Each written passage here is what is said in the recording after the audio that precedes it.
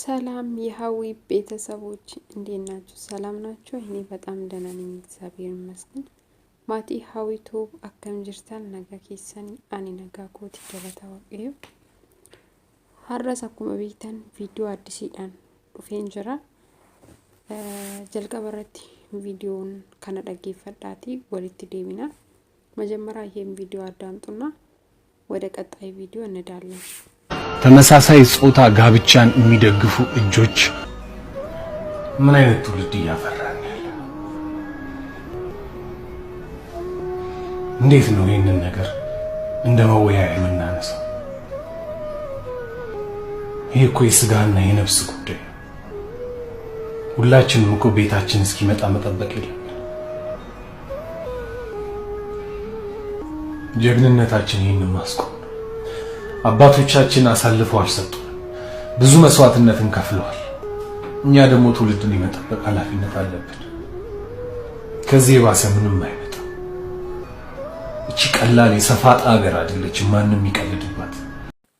ቪዲዮ ይሄ ይመስላል። በጣም ነውር ነው በእውነት እኛ ሀገራችን ላይ እንደዛ አይነት ከባድ ነውር ነው። እንደውም እኛ ሃይማኖትም አይፈቀድም እንደዛ አይነት። ስለዛ ሁላችሁ መቃወም አለባችሁ። እንደዛ አይነት ነገ ደግሞ ከኛ ቤት ይገባል። ስለዛ ሁላችሁም ወጣችሁ መቃወም አለባችሁ። እንደዛ አይነት እኛ ሀገራችን ኢትዮጵያ አይፈቅድም። ስለዛ ይሄ ከኛ ሀገራችን ላይ መጥፋት አለበት። ሁላችሁም በአንድ ድምጽ ሆኑ።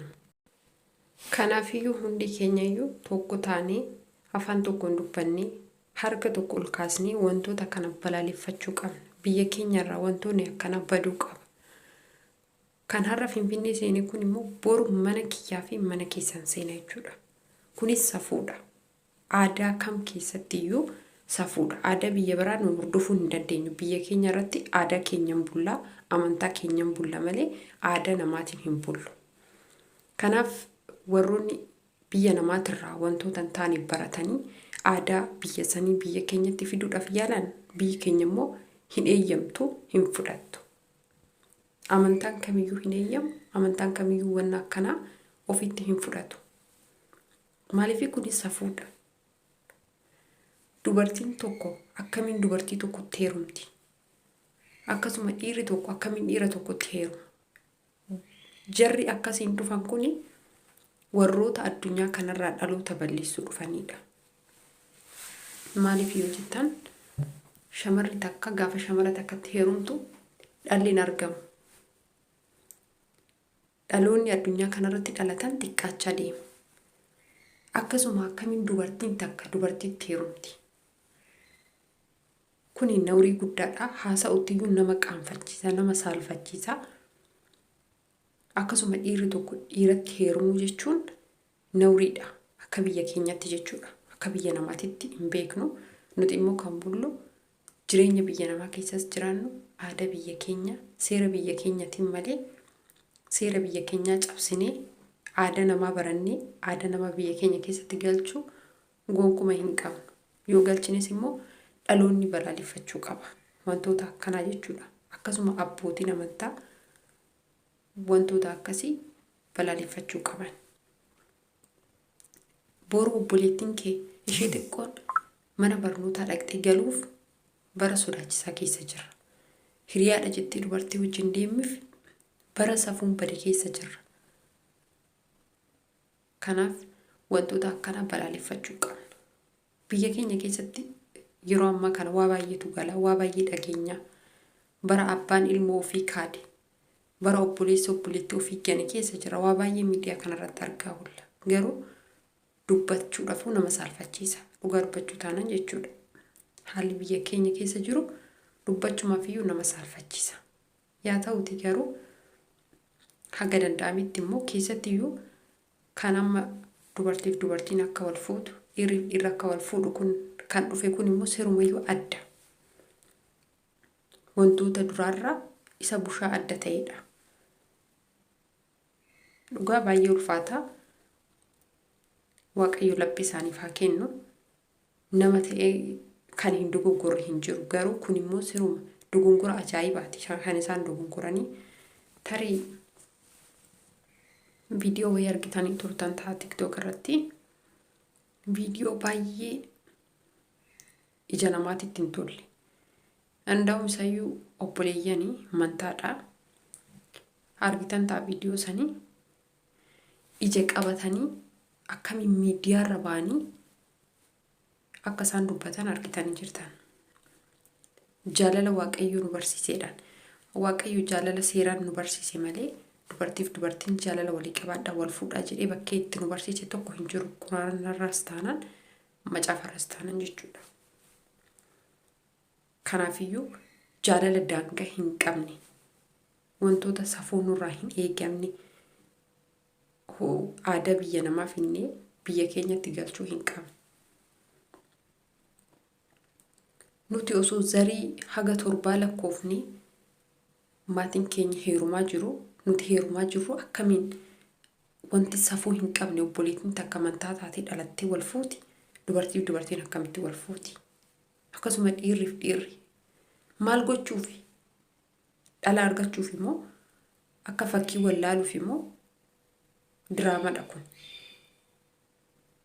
isayyuu afaan guuttatanii yoo isaan miidiyaa irratti haasa'an argitanii jirtanii kana kan dubbachuu qabu warroota miidiyaa xixiqqaa osoo hin taane warroota miidiyaa gurguddaati. Maaliif wantoonni akkana biyya keenya keessa baduu qaba.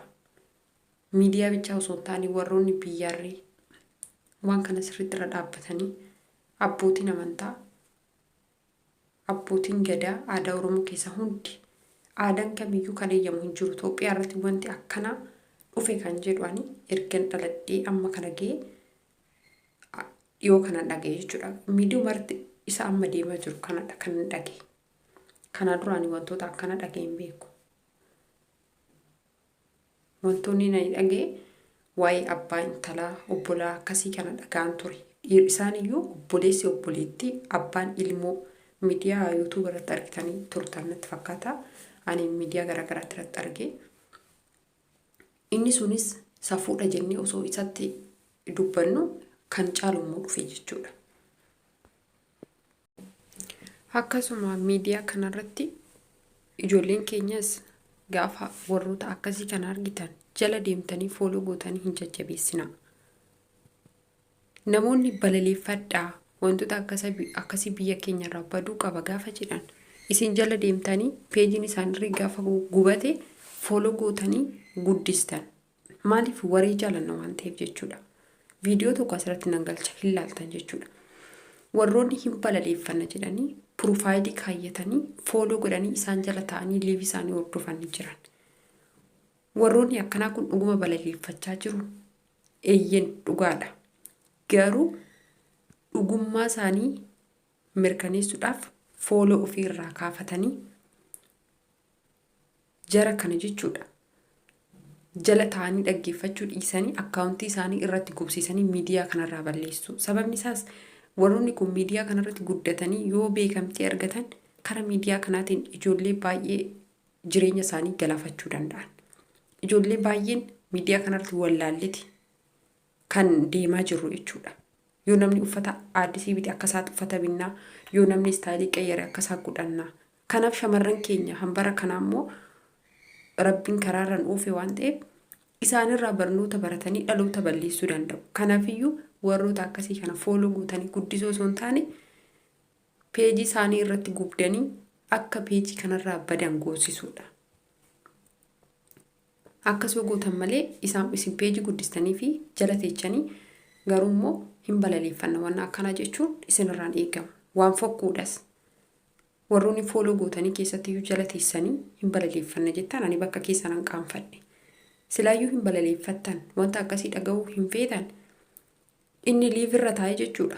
Ani dhiiran ture. Amma garuu gara shamaraatti deebi'een jira. Dhiira ta'uu kootti nan qaanfadha yookiin nan toffadhan ture. Kanaaf amma akka shamaraa ta'e jedhee gaafa inni haasa'u namoota 2,000 3,000 jala teessanii hordofaa turtan. ani garuu sin ilaalle liiviitu gadhiifame wanni irratti jechuudha tiktok irratti liiviin inni haasa'u waraabame tiktok irratti gadhiifame malee ani fooloo saayuun qabu saayuun argine akka inni jiru iyyuu hin beeku hundam viidiyoo natti erganii ijoollee ilaale jechuudha ani wanta akkasiis ilaaluu hin jaalladhu jala taa'e jechuudha kanaafiyyuu ijoolleen akkasitti fooloo gootanii baazawwa ijoolleen fooloo gootan jechuudha viidiyoon keessa waraabame gadhiifamee jira faarfataan tokko jira waan ta'eef waraabee gadhiisee jira jechuudha kanaafiyyuu wantoota akkasiirraa of qusadhaa ዋና ከና ከይሰን ገድና አሱማን ቪዲዮ ካና ላለቲ ወልት ዴቪድ ይኸውላችሁ ይሄም አንደኛው ሉጢ ነው 20600 ሰው በነገራችን ላይ አካውንት ሪፖርት ብናረግ ብናዘጋ ተከታዮቻቸውን እስካላጠፋን ድረስ ትርጉም የለውም አዲስ አካውንት ይከፍታሉ መልሰው እንደገና ፎሎ ያደርጓቸዋል በወሬ እንቃወማለን ብቻ አያስፈልግም ተግባር በቃ በአካል እነዚህን ሰዎች ካገኛችኋቸው ንብረታቸውን አይፈልጉም የተረፈ ካለ መቁረጥ እቃውን መቁረጥ አለበለዚያ ደግሞ ልክ እንደዚህ ሚዲያ ላይ ደግሞ ከሆነ ደግሞ ከሚዲያው ላይ እንዲወገዱ አክሽን ተመልከቱ ይኸውላችሁ ሳሚ ለገሰ እቃወማለሁ ብሎ ፕሮፋይሉን አድርጓል ግን ከዚህ ከቂጡ ይከተላል አውቃችሁም ይሁን ሳታውቁ ፎሎ ያደረጋችሁ እነዚህን ሰዎች የምትከተሉ ሰዎች ጌን አናበረታታም ግብረ ሰዶምን እንቃወማለን ካላችሁ አሁኑኑ አንፎሎ ያረጋችሁ ውጡ እናንተ ናችሁ እነዚህ ሰዎች አካውንታቸው ሲዘጋ ኢምራን ተመልከቱ አካውንታቸው ሲዘጋ አካውንታቸው የነሱ ሲዘጋ መልሰው ከፍተው እንደገና ላይቭ ላይ ቁጭ ብለው እንዲበረታቱ የምታረጉት ፎሎወሮች ናቸው አካውንት ቢዘጋ አካውንት ይከፈታል ሪፖርት ተደረገ ምን ተደረገ ምንም ትርጉም የለውም ሲጀመር ቲክቶክ በራሱ ይደግፋል እንደዚህ አይነት ነገሮች ተመልከቱ በሙሉ እንቃወማለን ይላሉ ነገር ግን ከነሱ ስር ተከታይ ናቸው ቪዲዮአቸውን ገብታችሁ ብትመለከቱ እነሱን ኮሜንት አድራጊዎች ናቸው ላይክ አድራጊ ሼር አድራጊ ናቸው ምን ትሰራላችሁ እውነት እናንተ ግብረ ሰዶምን የምትጠሉ ለልጆቻችንም ይሁን ለህፃናትም ለኢትዮጵያ እምነት የማይፈቅድም ካላችሁ ምን ታረጋላችሁ ምን ሊያረጉላችሁ እስቲ ደህና መልእክት የሚያስተላልፉትን ሂዱና ፎሎ አድርጓቸው እነሱ ጋርም አትገኙም ተመልከቱ ናዝሬት ጆማን ለሰው ለይምሰል እንቃወማለን ይላሉ ነገር ግን ከነሱ ስር እየተከተሉ ቪዲዮአቸውን ይከታተላሉ ስለዚህ አክሽን ነው የሚያስፈልገው አክሽን በቃ እነዚህ ሰዎች ላይ አክሽን ተመልካች አጣው እንዲወጡ ይሄንን ነገር ደግሞ አንድ ሰው ሁለት ሰው ብቻ አይደለም ይሄን የሚያደርገው ሁላችሁም እንደ ቻሌንጅ ያዙት እነዚህ እነሱን እየተከተሉ የሚያበረታቷቸውን ሰዎች ባንጃ ተመልከቱ ብቻ እነዚህ ልጆች የሚያበረታቷቸውን ሰዎች ከነፎቶአቸው በቃ ሚዲያውን አንዴ እናጥለቅልቀው መውጣት ከቻላችሁ ውጡ አንፎሎ ያረጋችሁ ውጡ አይ አንወጣም ካላችሁ ደግሞ እናንተ ስለሆናችሁ የምታበረታቱት እኛም እየተባበረን ሚዲያ ላይ እናወጣችኋለን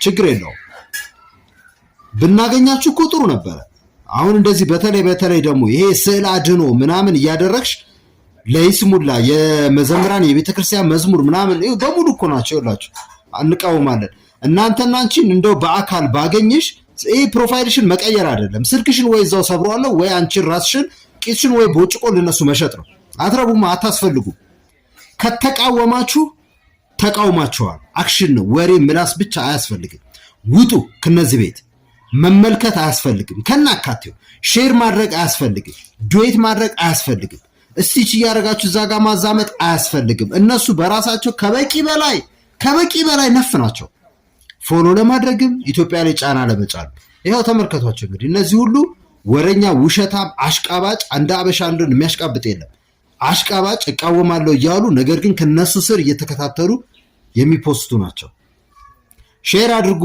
ዱዌት አድርጉ ሁሉም ጋር ያጋራን እነዚህን ሰዎች ጽድት ማድረግ አለብን አክሽን ነው ከናፊዩ ወሩታ ከና ፎሎ ጎቾ ሶንታኒ ፎሎ ኢራካስኔ ሪፖርት ይራት ጎሲሱ ሀገር እንዳምት መሌ ወሩታ ከና ፎሎ ጎተኒ ጉዲስተኒ ጀለቴሰኒ አጌፈተኒ ኤርገሲ ቦደሙ ወንቶታ ከና ነምበለሊ ፈዳ ጀቹን ፋይዳ ተቆ ሂንቀቡ አኩማ አርጋ ጀርተናማ እረጫለን ኢጆሌ ሱራ እረቆደተኒ ሂምበለሊ ፈና ወንታ ከና በየከኛ ረት ታው ሂንቀቡ ዋን አዳን ቀምኒ ዋን ሰፉን ቀም ሰፉ አዳ በየከኛ ጫብስ ጀዳኒ በለሊ ፈተንቱ ጀለታ ኤድ አጌፈታ አጌፈቹን ከሰኒ ኮ ሳኒታ ሐምሌ ሆራበር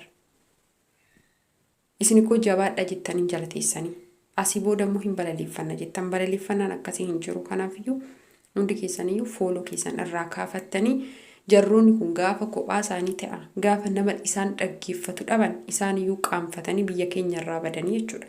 Nutis immoo sagalee tokko taanee akka isaan biyya keenya irraa badan yoo dubban kana miti oo tokko taane ko kan kana caala iyyuu gochuu ni dandeenya. Walii galtee dhaba keenyatu waan hin taane bara baraan waan haaraa biyya keenya irratti fidaa jira jechuudha.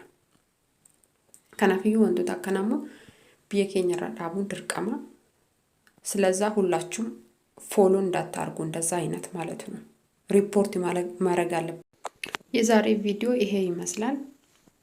በአዲስ ቪዲዮ እስከምመጣ መልካም ቆይታ ይሆናችሁ። ቪዲዮን ኪያራ ከነፈካታ አማ ቪዲዮ ሀረቲ ወልት ዴቢኑቲ ነጋን ቱራ ቱርቲ ጋሪስ ነው